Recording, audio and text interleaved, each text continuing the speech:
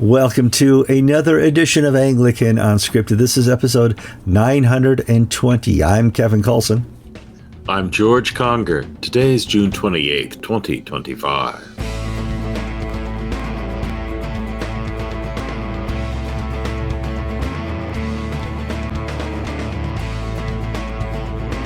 All right, welcome to another episode of Anglican Unscripted. We're so glad you could be here. Where have we been? Long story. We'll talk about that later. I just got back from the baseless wedding, over there, wherever it was. This was my vacation week, and I was going to take a week off of vacation. But just like the early days of Anglican Unscripted, what would happen if I go on vacation, George? Everything happens. Everything happens. So day one, Israel attacks Iran. Day two, in 3, 4, 5, America starts to help. And even yesterday, the Supreme Court came back with 3 big decisions. So my apologies. The world is a better place when I'm not on vacation. Nice and peaceful, quiet. But we're here to talk about other stories. George, how are you doing? I'm tired, Kevin. When you go on vacation, I have to work twice as hard, it seems. But no, otherwise pretty good. Both my daughters are now employed legally, gainfully. So that's always a plus. But my children seem to pick places to work and live that are in the news, Remember when Claudia was, I used to call her the Queen of Chaz, the Capitol Hill Autonomous Zone in Seattle. Well, she lived in Chaz when that was going on. And Laura, of course, has lived in San Francisco and in Chicago and all the places that Donald Trump calls out as being hellholes. Well, Laura has started a new job in Aurora, Colorado, which is famous in the news because that's where that Tren de Aragua gang has taken over apartment complexes and everything. Mm-hmm. So I wonder, but she says, Daddy, it's so pretty here. The streets are clean, it's lovely, it's quiet. Mm-hmm. That's because I think ICE has swept through the neighborhood and removed all the troublemakers. Well, it's that, and in general, unless you're in those neighborhoods, those apartment complexes, you don't hear about it because most people in Denver didn't know until it was covered in the news. And it wasn't covered in the liberal press in Denver. They finally found out when people started posting a video on Twitter and stuff like that. So they lived in peaceful bliss, and I hope you corrected them. It's not peaceful there. So. Yeah. All right, so I said I'm on vacation. I am currently in Fayetteville, West Virginia, because there's a new Bridge Gorge State National Park that Jill wants to go see. Why? Because I love my wife. I make sacrifices, and we spent a week in Pigeon Forge hanging out with my brother and his wife at the KOA. Did you see Dolly? Meet Dolly Parton? No, but my brother peer pressured me into going on this high Ferris wheel. I think it was 10,000 feet in the air. Planes would fly under it. It was so bad, and so. Yeah, never camp with your brother. He will. My younger brother was peer pressuring me because he's also afraid of heights, but he hides it better than I do. I'm just stiffly touching the glass. Oh, it's this rocky. Oh no, I'm going to die. But then we visited all these distilleries, and it was a lot of here. I'm going to show you my take here. Pull this up. Hey, you showed up to Unscripted for fun. Here's fun. So here's the distilleries we went to. Oops, wrong one. Boom. And left to right there, I got my old smoky flavored whiskeys. Then we have the Three Rivers. We got the Five Brothers. Lots of math here. Maker's 46 and some others. I got my Maker's Mark hat. I'm very proud of that. And you wonder what do Anglican Unscripted co-hosts do in their spare time? Shop. It's going to take me years to drink that. So it looks like some of them came in the mason jars or pickle jars. That's the Old Smoky is a gimmicky place down in Pigeon Forge, and they use mason jars for their moonshine whiskey. And so, too fun. Too much time. We need to move on here to the news now. We're doing something different this week because I'm in a time crunch. Jill wants me to go walk under the bridge. There's a paid walk. You can walk under this mile-high bridge, mile long. And that's going to happen in about 2 hours. So I have to record the show, edit the show, but we don't have time for a pre-show. So this is going to be a little different for George and I. Normally we sit down and we talk about the stories. Yeah, Kevin, do you understand what we're talking about? Yes, George, I think I do. That's a deep theological concept, but I got it. Salvation. So I have the list here. We're going to go through it bullet point by bullet point. But like I said, when I went on vacation, the world just went all haywire. And now, 12 days later, 13 days later, 14 days later, there's peace. And George and I talk about that peace. Peace is breaking out all over, you put in your headline. Let's talk about the 12-day war ends with Iran, Israel being peaceful, and I think they may sign an accord, is the latest news out of D.C. Well, there's a lot going on, but so much of this news you can't trust. Right. Just like we had people saying immediately the day after the attacks on the reactors, completely destroyed her. No, everything's fine. Well, there's nobody is from our side going down and checking this stuff out with a flashlight. So we basically have to allow time for the truth to come out slowly and accurately. Mm-hmm. But it looks like, from all the indications and from the formal statements of the President of the United States, that an accord will be signed between Israel and Iran. In the background, there's tremendous chatter about the Ayatollah, who's 86 years old, has been locked in a bunker, and he doesn't have a cell phone because the Israelis can track him and blow him up if he has a cell phone. So, for all practical purposes, there has been regime change in Iran. Now, that's not why America got into the war. Got into the war to get rid of the nuclear reactors that were going to be used to make nuclear bombs. But everything's moving in the right direction, both for Iran and Israel. And if Iran stops supporting terrorism, that means an end to Hamas and Hezbollah and the militants doing destruction in Iraq and Syria. There's the potential for a great deal of good to come out of this situation. Or bad. I mean, the only people now who will be funding a terrorist group like Hamas is the UN, if you take Iran out of it. And Iran, as we know, has used all these terrorist organizations for proxy. Iran can say, we've never been at war with anybody except Iraq a long time ago. But that's not true. They've been funding terrorism since the Shah fell. Mm-hmm. And, so here we are. How did this happen? I think Israel's found a great opportunity to fight we can't have a nuclear Iran. Mm-hmm. And Egypt agrees, Saudi Arabia agrees, Jordan agrees. We have come to a point over the last 20 years that all these Middle Eastern countries agree that we can't have a nuclear Iran. They even I can't tell you too much. So, but some of those countries let certain other countries fly over their airspace to bomb Iran, which was unheard of years ago. So a lot has changed. You could not have conducted this operation 12 years ago without Saudi Arabia and Jordan and Egypt causing a lot of conflict with American interests there. There will be dead enders, Kevin. There will be people who see that their world's collapsing and falling apart, and they're going to try to take down everybody with them.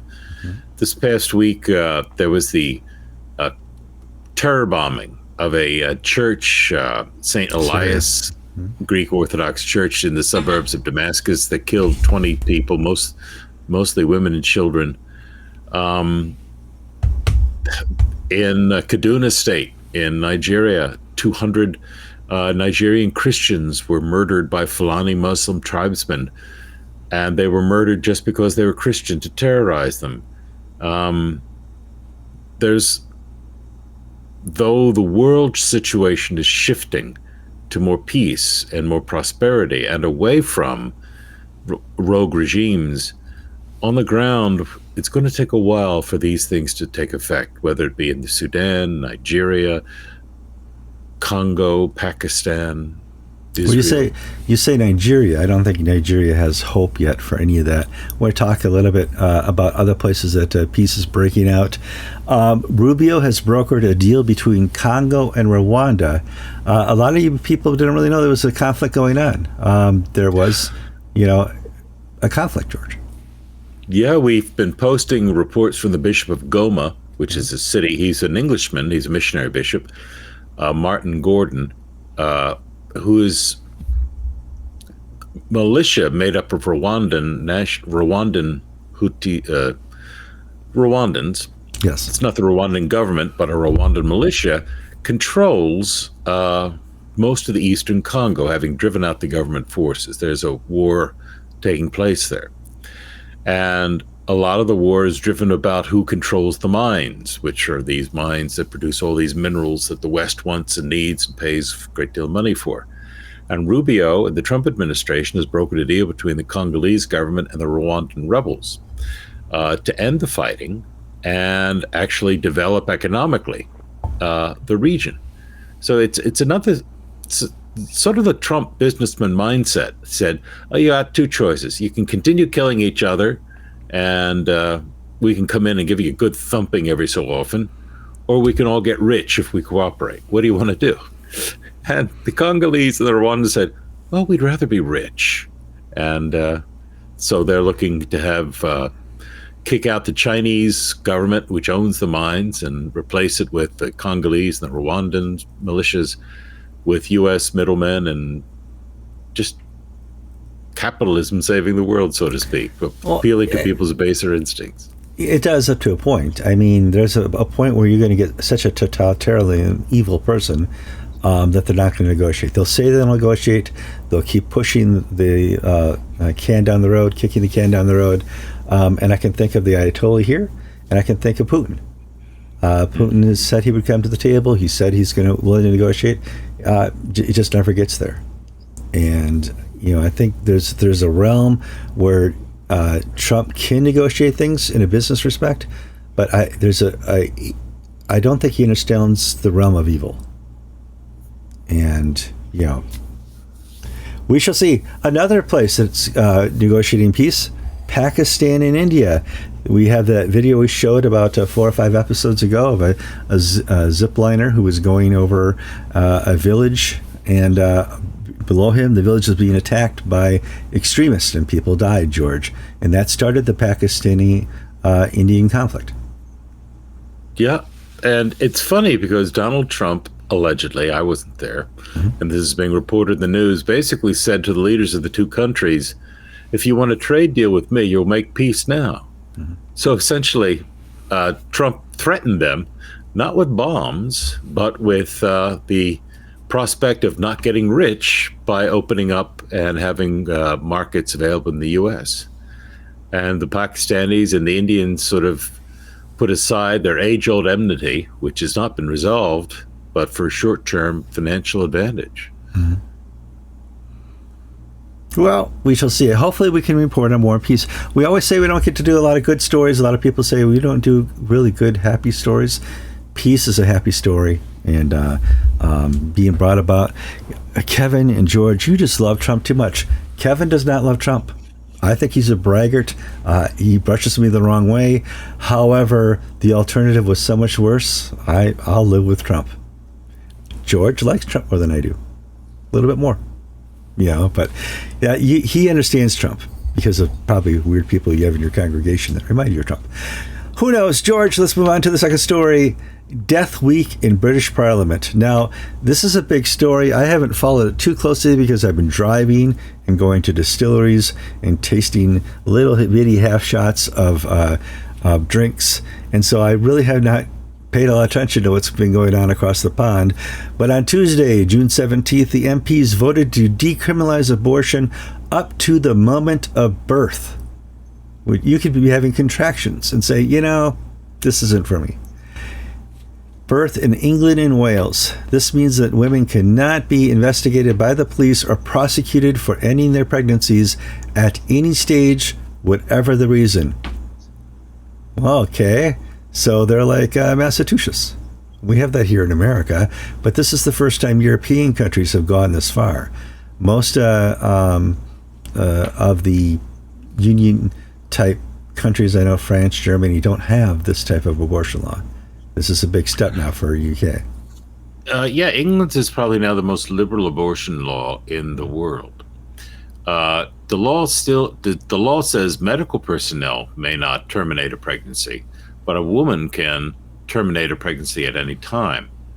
And this is a horrific statement. I mean, England basically is saying, England's government, not the English people, but the British government has essentially said, we're no longer a moral nation. We will kill children. And there's a problem in certain Asian and Muslim countries where women go in and have abortions purely because the child is a girl. They'd rather have a boy, and so they commit infanticide, and basically leading to the murder of girls. That had been illegal in Britain. No longer. Now you can, if you don't want a girl and you're of a Pakistani migrant background and your husband wants a son, you can kill that fetus, that child, that baby in utero, simply because it's a girl. United States, there's a real major push to stop the abortion of children with Down syndrome. Some in Iceland, for instance, is successful. Maybe there's like 1 or 2 children in the last 5 years who have Down syndrome, not because they've cured it, but because they've killed off any children who have it. These sorts of things are what the bill allows: the indiscriminate murder of children, even if the baby's out of the womb and but if it's attached by the umbilical cord, the mother can still kill it if she so chooses. And I think this is terrible, but there you go. It's not my country. It's not your country, but it's offer a moral viewpoint. It's amazing in old dystopian books how often England and Britain show up as a main character. So here you go. And the thing is, Parliament, this wasn't a close fought battle. It was 379 in favor, 137 against. My goodness, what does this say about the political class in England? Well, and the political class is our age. They're 45 to 65. So what failed? How did they come to power, and how are they so poorly educated to understand that abortion for convenience is still murder? Well, the thing is, the English people are smarter than this. There's been some polls done that only 1% of the population approves the pro-choice extreme position of abortion up to the moment of birth. Only 1%. And something like 9 out of 10 are against having an abortion solely because of sex of the child. The Church of England is a bit wishy-washy. Surprise, surprise. But Sarah Mullally, the Bishop of London, and the Church Commissioner, Marcia de Cordova, both have made little comments either in Parliament or public statements saying, we're not happy with this, but this is a moral choice that people have to make. Now, the problem is that's sort of shifting the Church of England's position on abortion. The form of abortion is, I've written it down here, is that there can be strictly limited conditions under which abortion may be morally permissible to any available alternative. And that's based on the view that the fetus is a human life with potential developers, relationships, think, pray, choose, and love. So the Church of England's official position is that a fetus is an in utero child is a human being, a person. But however, there are times when a moral choice has to be made between, say, the life of the mother or the life of the child or whatnot, and it's permissible to make those moral choices. Here, there's no moral choice whatsoever. It's, I don't want it. Let's get rid of it. But the Bishop Mullally has softened the stance to well, we don't. We to a point where, well, we really wish you didn't do it, but it's okay if you do. Now, it will never happen, but the ultimate answer to any of this is to discover the gay gene. There's no gay gene. They've done too many twin studies to even predict that if we'll ever find one. But if there was a gay gene and you could determine if your child were gay and you could abort them because they were gay, this would end all this tomorrow. The queer lobby would start screaming left and right. They're trying to end us. They're trying to get rid of us. We can't allow this. But they don't care in general because this evil is going to be allowed to persist. And they are thankful that they are educated enough to be leaders of this charge. And it's really sad. Now, you said both bills. We haven't got to the second bill yet. Let's talk about getting rid of the old people. Here in Canada, we're in North America, so we can say here in Canada. Here in Canada, the country north of us, there is assisted suicide prescriptions you can get from your doctor, and the state will fund your suicide. They decided to do this about 6 years ago, and the third leading cause of death now in Canada is assisted suicide. Oh, that didn't take long. Not to be outdone, England says, us Brits could use that too. And here we are. They have it. Terminally ill adults with mental capacity has been. You need to explain this one, George. Well, Kim Ledbetter put forward a bill known as the Assisted Dying Bill, which allows adults who have less than 6 months to live to take their own lives. Now, 2 doctors have to sign off that they have less than 6 months to live, and a high court judge has to have the last word on this.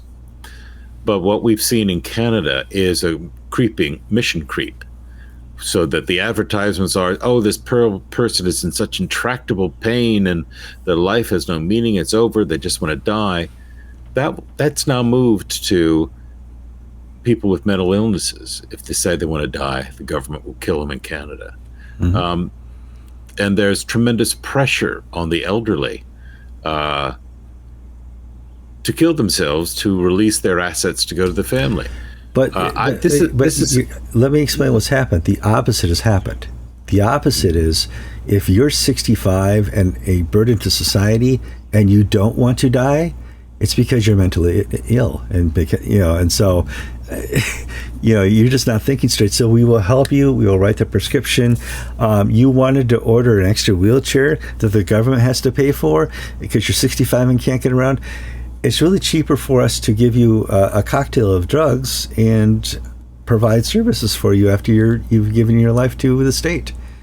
And that is what's going to happen in the slippery slope in England as well. The opposite. Well, the vote here was a little closer, 314 to 291. And both bills have to go to the House of Lords. And there will probably be some revision or pushback or something may change these, but it's pretty certain this is going to go through the way it is. Now, the Church of England has been noticeably absent in the run-up to this. Yes, Sarah Mullally, as Bishop of London, standing in for the Archbishop of Canterbury, has put out statements saying, how sad this is, but they're so anodyne and mediocre. Now, in Parliament, the bishops, when they talk, can be all morally righteous and certain and have indignation about how it is evil and immoral to send illegal immigrants to Rwanda for vetting. And they can talk till the cows come home on, what God's and Jesus's view on illegal immigration is. But when we come to issues like murder, whether it be of a in utero child or an inconvenient adult who's elderly or is crippled or is something, Church of England's absent. Now, there was a letter in the Telegraph signed by 250 clergy and bishops, but this is not official. The Church of England, once again, is absent from the battlefield and leading the moral. It's not exercising any moral leadership on these issues. Move on to our next story. I was surprised to learn the Archbishop of Wales was forced to resign because when he wrote his letter saying I resign, he didn't say he was forced. He just said, oh, by the way, I'm done today. And you don't need to know why, but it's all over. I served well. I love serving you guys for some 36 years, and there were some follow-ups. We loved having the Archbishop of Wales. Andy John was amazing for us, and none of that press release indicated he resigned for any other reason than it was time today to resign, George. Well, he had lost the confidence of the rest of the church in Wales. Mm-hmm. Bishop Johns is Bishop of Bangor Diocese and also Archbishop of the entire province. And there were complaints that about the management of St. Daniel's Cathedral in Bangor, his cathedral. And the background to this is that the dean in 2021 moved on, and John appointed as sub-dean a man named Sean Rhys-Evans to take on the position of acting dean while they look for a new one. Now, the eyebrows were raised to this because Rhys-Evans had been working as an unpaid curate up to that point and only been ordained a year or two. And now he's head of the diocese's most prominent cathedral. So it's like, oh, yeah, but he was a buddy of Archbishop John. Well, then other complaints followed that, he's the diocesan chief executive, and he basically runs the diocese with the archbishop. And now he's running the cathedral and the diocese, and these are different entities, yet one guy has basically got control of both. Two checkbooks. Well, in 2024 alone, there were 6 complaints to the Charity Commission about misconduct by Rhys-Evans. And John basically stonewalled, wouldn't do anything. And finally, after the news broke in the Welsh press, he engaged a diocesan review and 31-8, the safeguarding people, to look at things. And both of these people came back saying, yeah, you got major problems. Rhys-Evans stepped down from his position, but John helped him get a job as the bursar or manager of an Oxford college, which has since gotten rid of him after the news broke, by the way. And they found that, they found examples of bad language, excessive alcohol consumption, sexual promiscuity, and blurred boundaries, and vitriol passed around on a diocesan on the cathedral's WhatsApp. WhatsApp, yeah. WhatsApp. So I won't get into more details than that, but this is a bad priest who's got a drinking problem and a sexual promiscuity problem, and he allowed an atmosphere where this was the standards to go in the diocese, in the cathedral. He's also in charge of the diocese's money, and he spent a huge amount of money on refurbishing his office and things like that. And the other review found that they did no safeguarding training. They had no programs in place to make sure that there wasn't the sexual harassment problems that the other organization found. Well, nicely put, the diocesan has put forward and said the next dean of Bangor must not share jobs.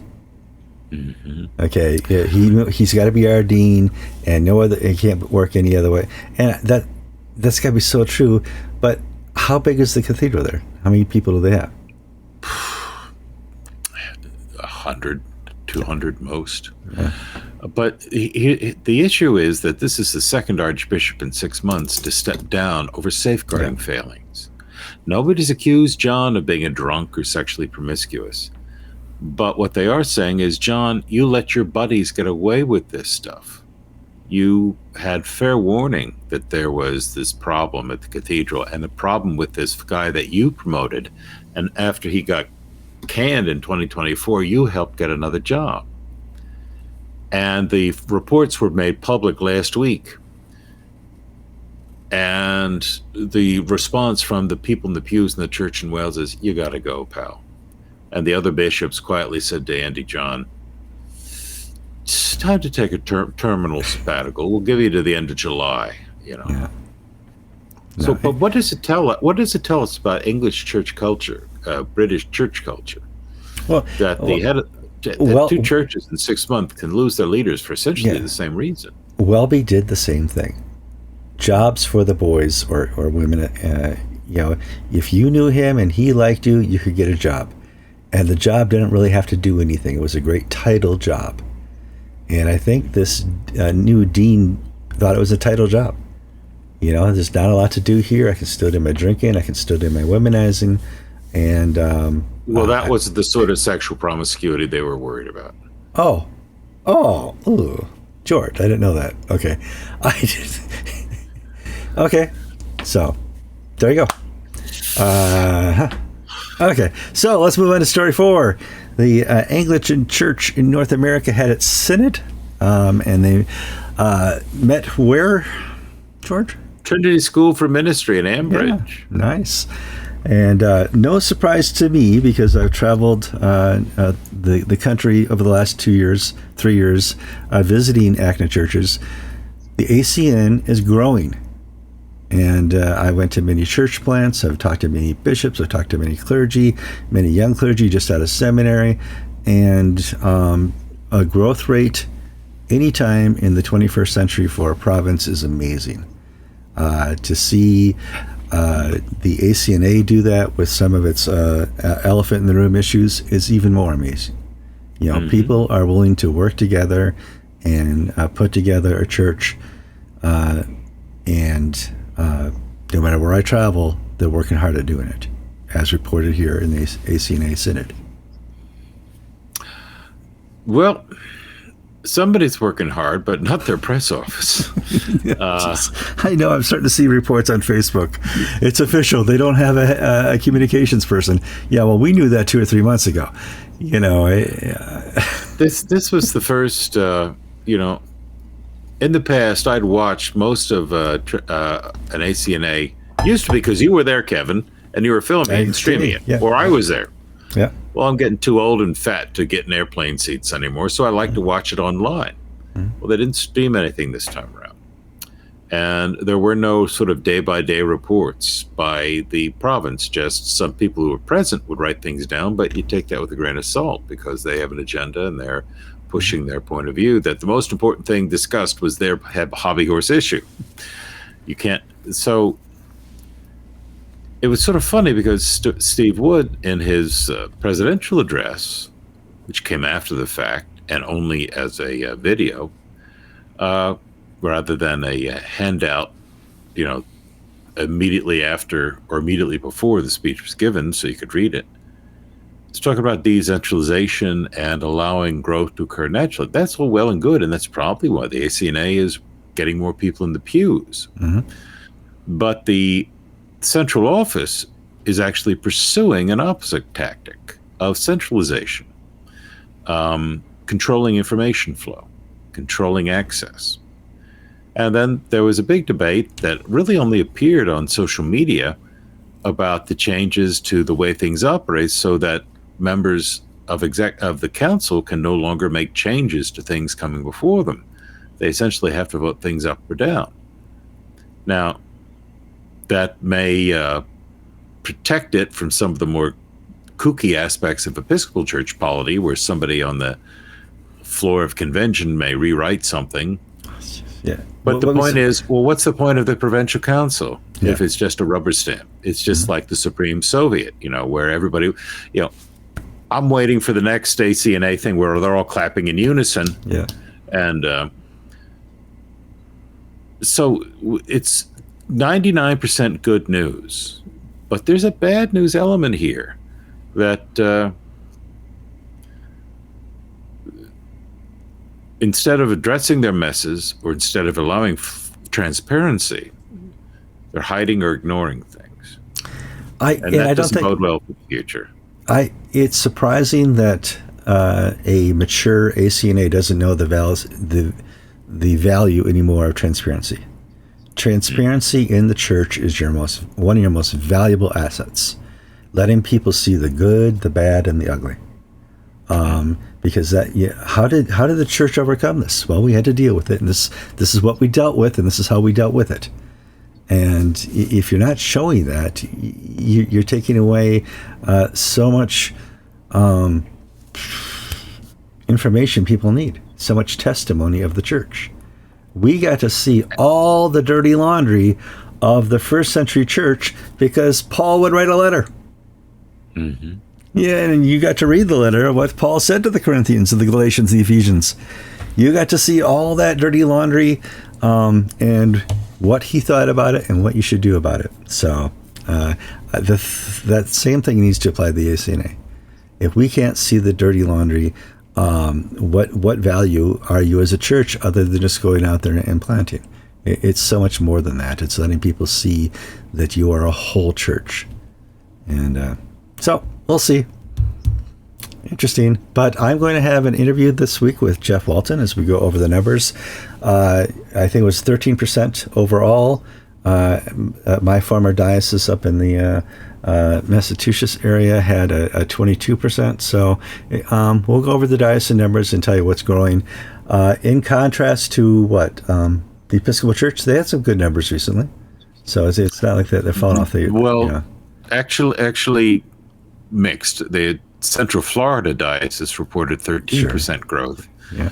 But that was an outlier. The national church still heading down the toilet pretty fast. Michigan. Okay.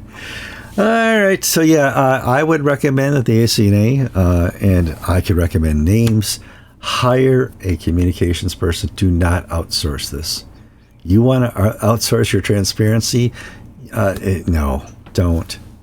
It's worth paying somebody $90,000, $100,000 a year to get you the correct message for the church to hear. Absolutely. All right, George. Moving on. Canada elects a 67-year-old primate. I saw it on Facebook. Yay, we got a new primate. He's going to be a moderate, I heard. He's not going to be a liberal or uber conservative. He's the moderate voice of the future of Canada. Is he, George? Yes and no. Yeah. Interesting thing. He was not among the 5 original candidates.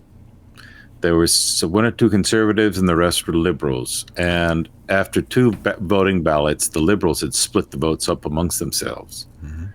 And one of the conservatives stepped back. And the Synod asked, can we get some more names? And by like a 51 to 49 vote, the bishop, they said, yes, we'll get some more names. And in the 3rd ballot, the Bishop of Ottawa, Shane Parker, was added. Now, Parker is 67, and when mandatory retirement's at 70. And the conservative dropped out after Parker came on, and the liberals still split things up until the 5th round. It was down to a straight liberal vote versus Parker. And Parker is neither conservative nor liberal. He's just a placeholder. Now, he would be liberal according to most church lights, but according to the Anglican Church of Canada, he's a centrist. I mean, it's all relative, I guess, to where you stand on these issues. But what it's telling us is that the Anglican Church of Canada knows it's in trouble, but it's not ready to either take the step in either direction that can fix the trouble of completely going all woke all the time and forget any sort of ties to the past, or doing a course correction and putting in a new regime that'll undo the excesses of the past. Well, somebody had sent me the numbers of the dice and the falling numbers in the Canada Church, and I don't know where I put that because I'm on vacation. Did you get those too? Yeah, it was. And I think we even posted it on Anglican Inc. Okay. But the point being is that the Canadian Church has a terrible confidence problem. And you see it in this election of a primate. You saw it recently in Montreal and Rupert's Land, where immigrants, bishops, one from the Congo and I I don't know where the other one, but also from, and the other from Zimbabwe, were elected bishop. No problem with that. But these elections are of people outside the Canadian system, more or less. Yes, they were Canadian priests being licensed and operating there, but they weren't part of the spontaneous Anglican Church of Canada culture. Mm-hmm. So the Canadian Church was not healthy enough to find homegrown bishops. And now they're not healthy enough to find a primate who can lead the church. The only thing this primate can do basically is lead pension and retirement planning, because he's 67 and he must retire at 70. No ifs, ands, or buts. Well, and they're not unified. I don't think they have a unified purpose anymore. Their purpose is to keep the buildings open and keep the electricity on and keep the that oil delivered to the furnace, so the winters are not so cold. Well, they don't believe in the same God either. You can take the diocese of, say, the Arctic, which is very traditional, very conservative. Their bishops attended the GAFCON meeting in Kigali, if you recall. Yeah. And then take, say, something like the Diocese of Niagara, which is right across the Niagara Falls from Buffalo, where they are way out there. Woke, they're past Jupiter in the woke statistics, and they are tanking. They're not the same church. They don't believe in the same God. They don't believe. The only thing they believe in is their pension plan and the prayer book. But apart from that, they have nothing in common. Next story. So, immigration has been a worldwide conflict now for 12 years. Many countries have let down their borders, have invited anybody who wants to come, especially from third world countries, and you can bring your religion with you and bring your ethics with you, your morality. But recently, the word has gone out, if you're going to go to France and England and not Italy, they didn't say this, but some other European countries, you're not allowed to rape girls anymore. You can come here, but you can't, please. And one of the MPs said, for the sake of diversity, stop raping girls. Okay. Well, lo and behold, we're going to talk about the grooming gangs that are finally going to be investigated in the UK, George. There's a U-turn by the government after a report prepared by Lady Casey on the whole grooming gang phenomena, which is something that has been known for years and years, but the establishment in Britain has denied as a problem. Mm-hmm. And Tommy Robinson was even thrown in jail for, at the end of the day, he was thrown in jail for pointing out these inconvenient facts. And the facts are that 250,000 young British girls, white girls mostly, have been abused, and the majority of their abusers are Pakistani Muslims. 80% of the gang's members are Muslim. Mm-hmm. Now, the British government has denied this, that there's a problem. And I think Britain's basically, the average British person, the man in the white van, they like to say, has basically said enough is enough. We know we're being lied to. There's a two-tier justice system. It's just, we can't go on like this. And after immense pressure, and the government saying, oh, well, any investigation would be Islamophobia, you're just racist for pointing out the obvious. The government's said, okay, we'll look into this. Now, meanwhile, Bishop Philip North, who is a good guy, mm-hmm. he had an article in the Church of England newspaper. He talked to Andrew Carey, its editor, and essentially said, I'm ashamed of myself because I'm embarrassed to talk about this, because I've been afraid, and I'm afraid of being called racist. I'm afraid of being called anti-immigrant. I basically have bowed to peer pressure to keep my mouth shut, and I repent of this evil that I've done. Now, the same week, David Walker, the Bishop of Manchester, appeared on Thought for the Day and said, "Oh, there's no connection whatsoever between rape games and Islam." Basically saying, all the government statistics just released by Lady Casey, don't pay attention to them, because migrants, immigrants from the third world make us more diverse and therefore a better, healthier place. Well, empirically, it's not true. No, even if you take race out of it, in India, they talk about love jihad, where Muslim men basically engage in the rape or abduction of Hindu and Christian and other religions' girls. And it's part of their worldview that we must evangelize and convert through violence. Mm-hmm. And the Church of England has once again been silent on something that is of more concern to the average Englishman than all the things, than net zero and all the diversity nonsense that the Church of England gets up to. I laud Bishop North for being the first one to admit the truth.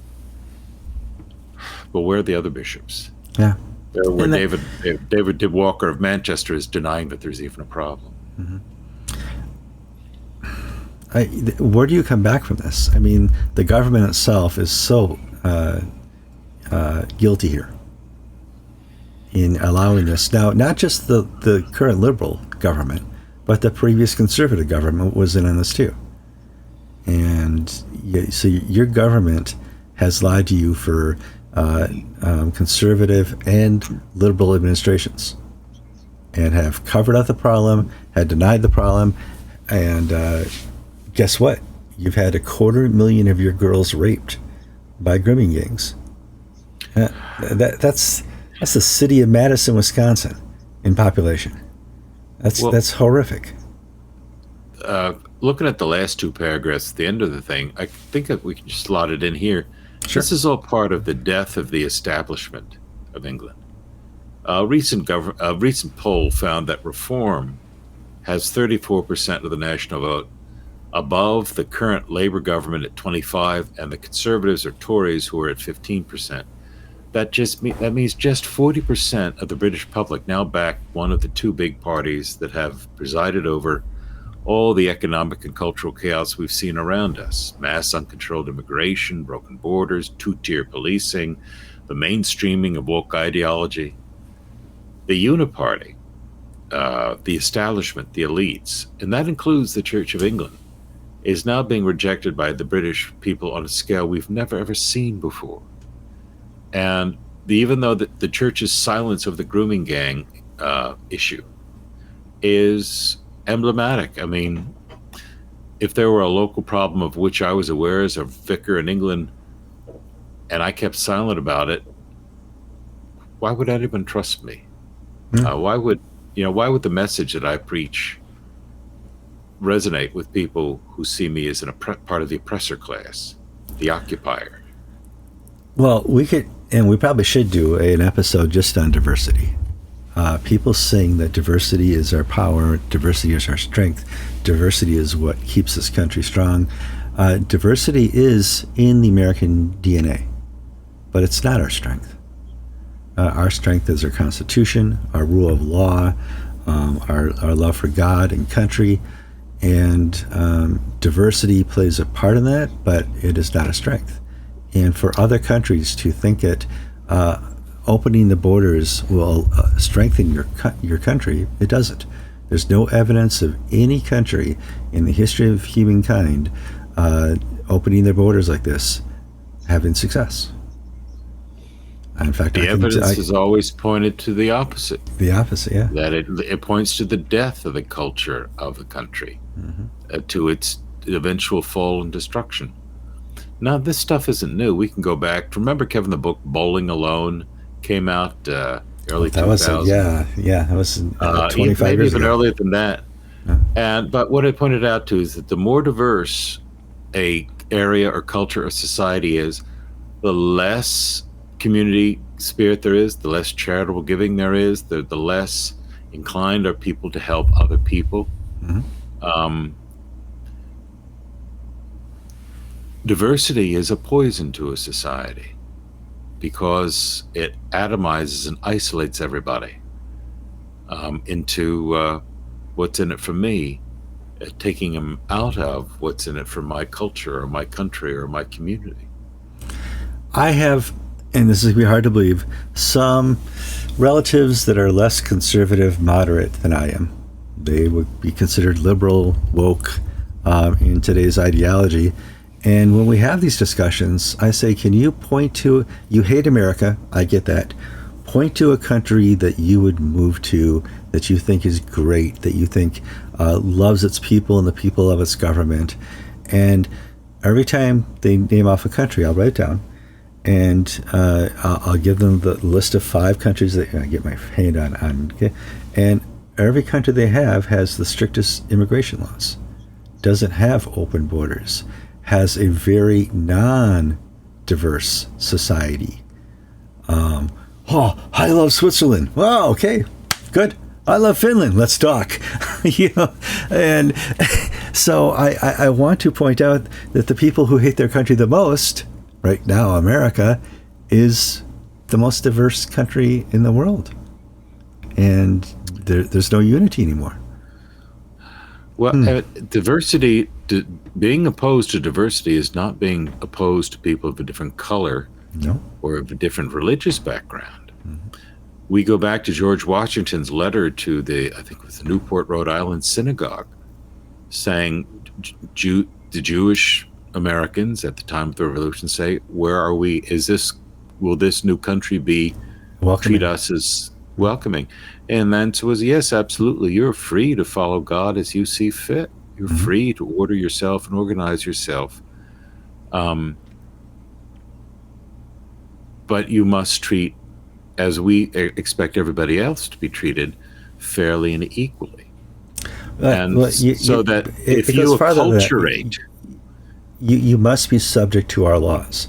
You can love the God you love, practice the religion you do, but you must be subject to the laws of the federal government and the state with which you live. Yeah. So, I don't know, George. We'll add that to a future episode. I also have Father Argo coming up. He's going to talk about Iran and some of the things that have been happening there. But like I said, this all happened on vacation, and I just couldn't race back from vacation fast enough. That's why we're recording here on a Saturday. I have to edit this up and go for my walk, George. You have a great weekend. If people didn't know, please send geoconger@gmail.com a happy birthday message, or do that on Facebook, because he turned the old year 44. Well, how old are you again now? 27. 27. He's 63, people. 27. But there's no gray hair up there to be an identifier, so you'll never know, because I'm 27. I'm Kevin Kallsen. And I'm George Conger, and you've been watching episode 920 of Anglican Unscripted. Senior moment.